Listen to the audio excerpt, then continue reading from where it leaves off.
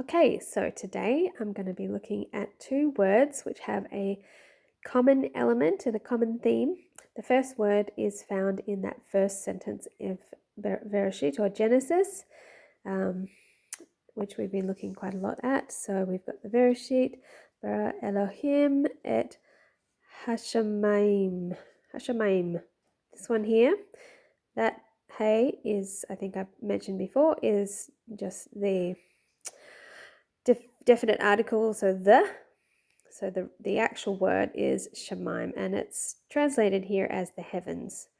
We could also just think of it as the sky, as opposed to like the heavens with stars and that sort of heavens. It's just really more like the immediate heavens above us.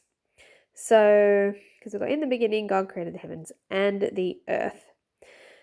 So, if we look at this word, we've got Shemaim, we've got the Shin, Mem, Yod, and Mem. I'll actually look at my book here where I've written it so we can see it a bit bigger. So if we recall, this letter here, originally the pictograph was of a pair of front teeth. And in the word Bereshit, when we looked at the Shin in that word, we talked about it meaning something like to break or to tear or to divide into two. It often used to just mean something to do with two. This element here, the mime, as a word by itself, so just these letters here, it actually means water. So we've got this meaning to break or usual problem, break or divide. I can't write and look through the lens at the same time. And then we've got water. If we leave one of the first mem off there and just have the yam, that means the ocean or the sea. So yam is sea. You see that this letter here, the mem, is actually the same as this letter here. They don't look the same because, as I said, sometimes when letters are at the end of a Hebrew word, they change what they look like. There's a handful of them that look different when they're put at the end of the word, but this is actually the same letter as this. They're both mem. The original pictograph was like, like waves of an ocean, or waves of water. So it looks quite different now, but that's what it means. If this is placed at the beginning of a word, it often means from, which is extremely significant. So, but I'm not going to talk about that right now. So coming back to this word shemaim, the reason that this is interesting is because if we look at this as like broken waters, or broken sea, later on in the verses below, when it's talking about the process of creation, he says that in order to because initially the earth is empty and dark and without form and void, and it says the Spirit of the God moved on the face of the deep. So we get the image that the entire thing was sort of like formless and watery, if you like. But then first he divides the light from the dark, we know this, and then, the Spirit does, then he divides the waters from the waters. Where are we? Here we go.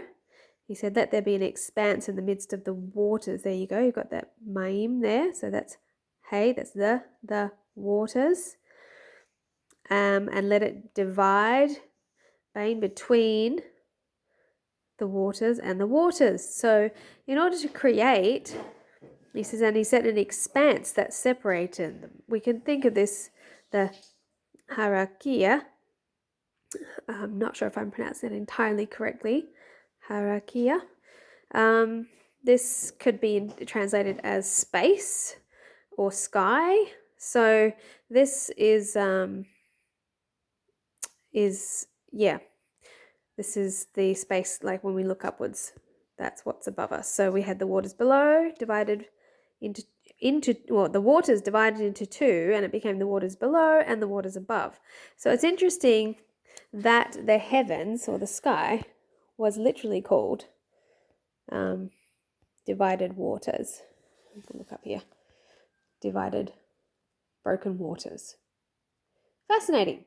So the other word I wanted to look at, which has a common theme, a common element, I came across in chapter 17 initially, Tמים. Now we can see right away we've still got this mime element right here. So we've still got the water, or from the sea, and we've got the tav, which we've spoken so much of. Initially across, two sticks or whatever, or an X, the last letter of the Hebrew alphabet, meaning union or a sign or a symbol or a covenant. So the word is translated in chapter 17. If I'll flip to it quickly. We can see it right here. Tמים. And when I first saw this, it really jumped out at me because I recognized the water element, and it's translated as perfect. In modern usage, it's more likely to be used in the sense of meaning something innocent or naive. But I think we get this general idea that it's something that's sinless, maybe in its natural state, like childlike original state, perhaps. Original state, that probably feels good. Unblemished. The context of chapter 17 is Abraham, before he was called Abraham, talking to God, and when he's about to make the covenant with him, and he commands him to walk before him and be perfect, Tמים. So I just thought, wow, that's so interesting that the word for perfect or sinless or innocent has this water element in it. And when we look at it, we've been taking words back to their original context. If we were talking about a union with the water or with the ocean, if we remember that back in the beginning, the earth itself, its original state was water, was just a big watery, formless,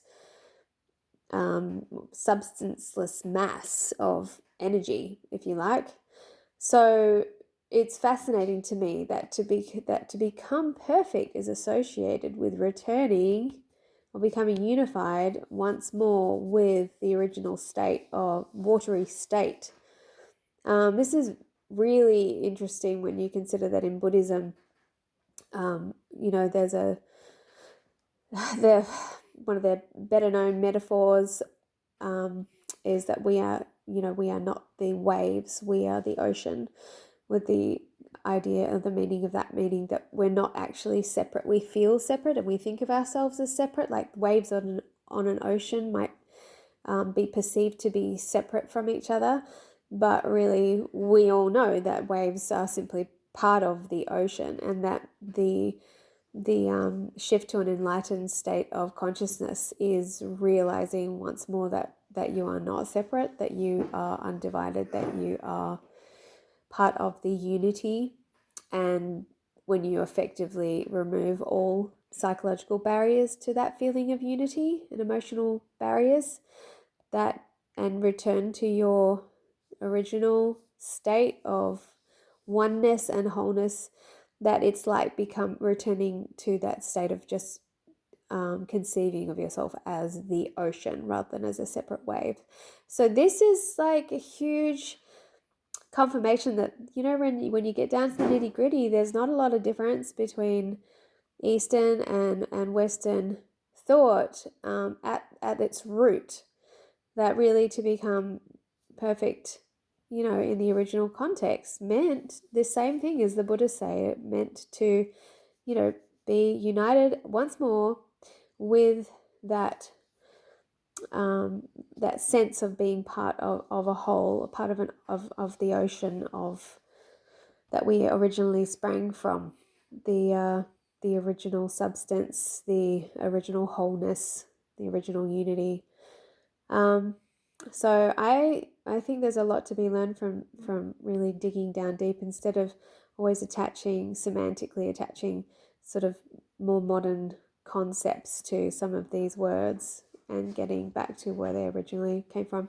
It's interesting that the field now of quantum physics, I remember watching a video a few months back, and this physicist was saying that they've now, mathematically proven basically that the whole of creation is a veritable ocean of energy. It's like a field, which is, he described it as being like an ocean, and that the manifest creation is only just literally pockets of this field that sort of get bundled together, and those points of condensation, if you like, kind of like a wave effect, when the energy pulls together and rises up, that's at that point is where it sort of pops into, what we see as being form and substance. So quantum mechanics is proving what the ancients knew, that really the original state of all things is really like a giant ocean of energy, and that we can, if we return, become united again, one again with that state of being, that this is when we attain this state of so-called perfection. Not the way Westerners tend to think of perfection, but just returning to our original state of wholeness and knowing that we are perfect.